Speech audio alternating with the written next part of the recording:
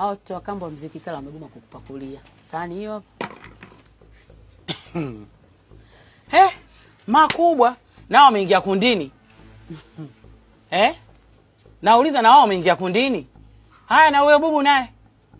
Au yule bubu ana hali sasa. Tatizo yule mwingine mwenye sura iliyokomaa kama anapigwa mabao. Yaani yule kwa ile roho yake mimi nakwambia atakuwa anatoka usiku na mamake. Kweli nimeamini. Kwa hiyo wanasemaje kwa madai yao? Wanataka muende mkafuturu wote kibarazani. Ndio fanyia haraka shoga yangu. Tutarejea kuna mbalamba huko. Si unawajua?